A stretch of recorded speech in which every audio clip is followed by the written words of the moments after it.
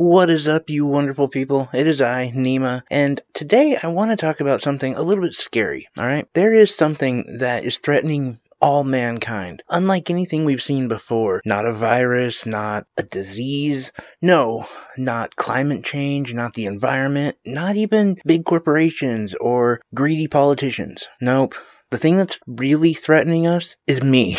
Yes, me. No matter what decade, what location you are, I will cause mass amounts of damage and a loss of life.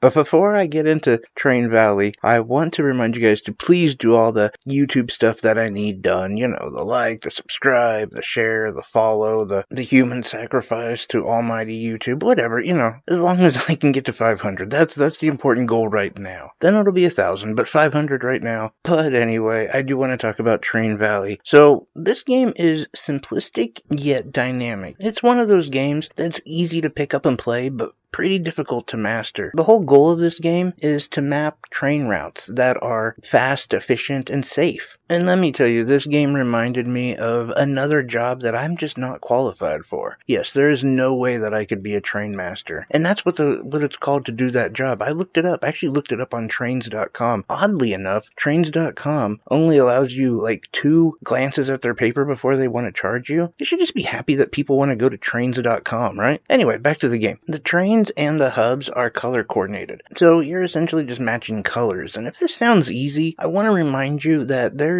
at times 4 to 5 trains going back and forth. And it's not only the actual route you have to worry about the trains colliding, but you also have to worry about the switches as well to make sure that they're going on the right track towards the right path, because that is where this game gets really difficult. Now, it does help you out, and something I found kind of late game, which really saved a lot of humanity, is that you can pause the game and build track or even activate the switches to switch the tracks. I did not know that, and I was doing that on the fly. Let me tell you, that was kind of difficult. But this game allows for a couple different modes and for you to explore. There's kind of I wouldn't say a story mode, but a little bit of like a challenge mode that kind of starts early, like in the 1800s, and then goes all the way into present day with different environments and different settings and time frame from them, which is really pretty cool. The difficulty of this game, though, gets to be that the train hubs themselves will just pop up, and you've got to figure out how to get that track built quickly and effectively. And the thing is, if it sits too long, not only do you lose money, but the train will just leave at some point. And so if you got another train on the tracks, boom, there's an accident. And honestly, the biggest part of this game that gets to be difficult is managing the money. Bankruptcy is your biggest enemy. Like,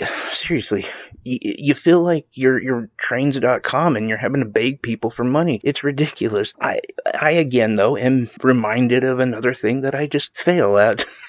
So, you know, I'm a bad train master and I'm going bankrupt. But the nice thing about this game is you can easily restart and everything just kind of pops back up like it was before. Now, as far as time is concerned, this game is difficult to say. I would say each level would last anywhere from 10 to maybe 40 minutes. It's kind of hard to really figure it out because it kind of depends how quickly you're able to do things and how quickly you're able to set it up. And honestly, this is one of those games that if I put something else on, like a movie, I'm not paying attention because I am so engulfed in this game. Now, the sandbox mode gives you a lot more freedom and doesn't really push you as much, and you don't really have to worry about bankruptcy. I actually like the challenge. But if you are looking for just like a chill, relaxed vibe, that would be fun. And you could get your own like massive train system set up, which would be pretty fun, I think, for a lot of people and a real good way to relax. Now, the visuals of this game they're decent. I'm not going to say they're great because it's pretty basic, to be honest, but it does the job. You can tell what type of train it is. You can tell what hub it is. You can see cities are like building up. Like, you can see all of that, and it's defined pretty well. I never had any sort of crashes or anything like that. Now, I did at one point have a slight delay, but honestly, that was right before a gigantic 3-train pileup. I mean, this crash was bigger than the stock at trains.com. I would say the weakest part of this game would be the sound. It just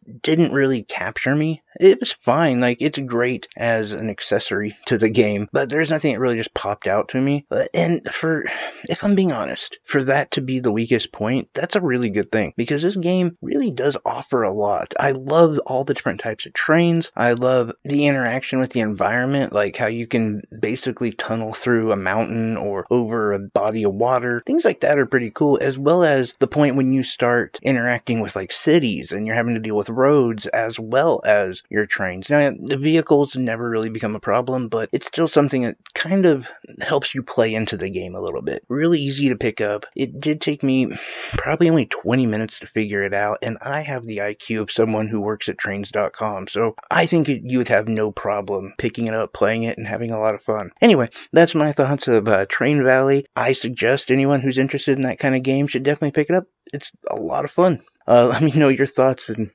comments down below. I appreciate each and every one of you guys. I love you. Bye-bye.